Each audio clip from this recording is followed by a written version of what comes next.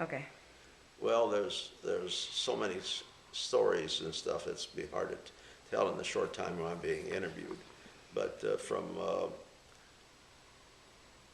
there, I went to Corpus Christi and finished training, and I was selected with this 5 other guys I went clear through training with from Ottawa, and we all became fighter pilots.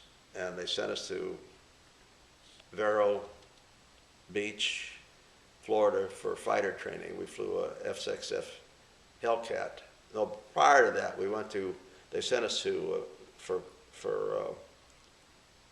no, we went to Vero Beach and had fighter training for 3 months.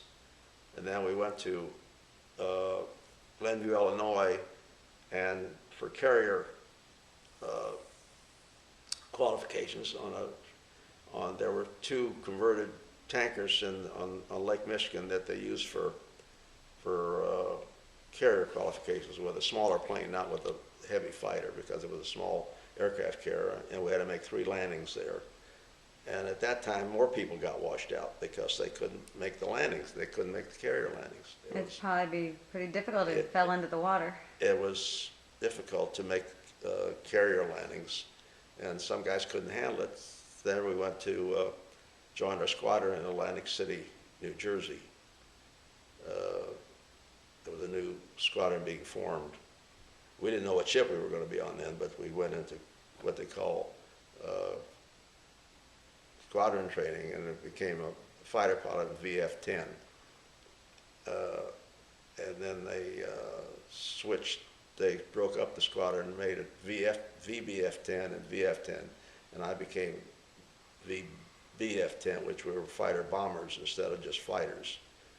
And the same 6 guys were all together, and I'm the only one left, by the way, of the 6 guys. They're all gone, except me.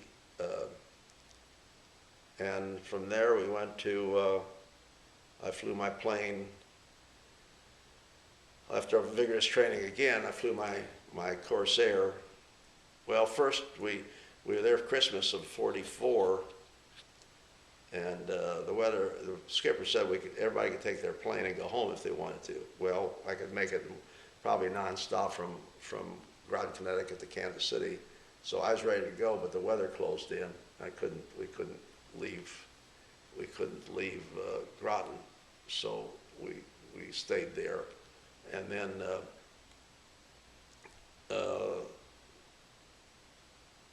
Atlantic City rather, and then we went to Groton for this group training where we combined the torpedo bombers, the dive bombers, the Corsairs, and the night fighters together, and I flew my plane from Groton, Connecticut to Alameda Naval Air Station, California. Started out from Groton, couldn't get my left wheel up, so I had to go back to Groton. There was one guy waiting for stragglers, which they knew there would be because we had all kinds of hydraulic problems with those old Corsairs.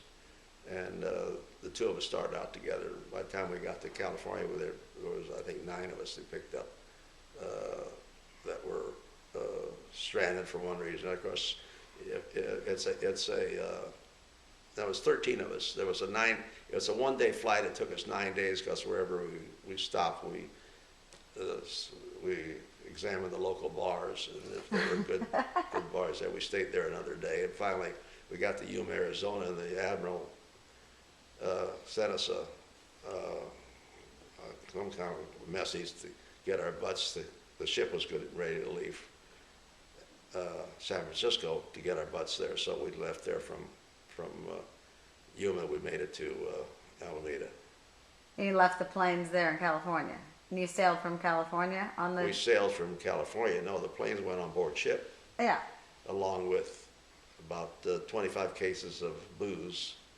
What was your drink of choice? Well, we had a lot of bourbon called Coon Range. You never saw it here, but we had a slot machine in Groton, Connecticut for the base, and everybody used our nickel slot machines. We made a lot of money. We bought liquor, and they hauled it aboard this ship. We labeled it radio gear, and they hoisted whiskey up on the ship, Huh. and we all had whiskey. It was 100 proof bourbon. I mean, really strong. Did you ever fly drunk? No, I didn't fly drunk. I flew scared. That's all I flew, was scared, Yeah. but not drunk. Did you ever have to parachute out of a plane? No, no. Yeah. How long were you actually on? You were on the Intrepid. I was on the Intrepid from February of '45 till the war ended. Which was?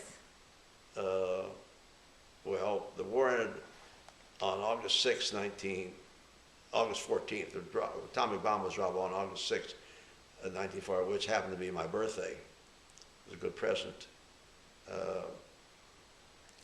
Also 1945. August, what's that? You said you went on the Intrepid in. No, I went on the Intrepid in February of '45. Right. And the war ended. In August of '45. Okay. And all this time you were running on missions. Well, we got hit pretty bad by a kamikaze on April 16th, 1945. It put the ship out of commission. We couldn't get it repaired in the forward zone, and couldn't get it repaired at Pearl Harbor, and we had to come back to the States for repair, and I got 30 days leave out of it. But her mother still wouldn't let her get married, my wife, so I went back overseas after that. And so you were gone overseas how long total? Well, I got back to the States in December. Of 45. November of '45. And you got married in December of '45. So, and while you were on the Intrepid and you were flying all these missions, how many bombs did you drop? Do you have any idea? I don't know how many bombs, but I went on 21. 21 strikes, we call them strikes. They were a strike as long as somebody was shooting back at you. Just reconnaissance, something didn't count. The Army counted every time they took off and landed, there was another mission for them. But so I had a 21. And did you ever get shot? Did your plane get shot? Shot at. I never got shot. I got a little bit of nick in one of my wings once, but it wasn't enough to damage repaired anything. They repaired it when I got back to the And you were always alone in this plane, weren't you? You were alone in the plane, but you were never alone. You had to have another person with you. Most of the time we were on 4. We call it division. And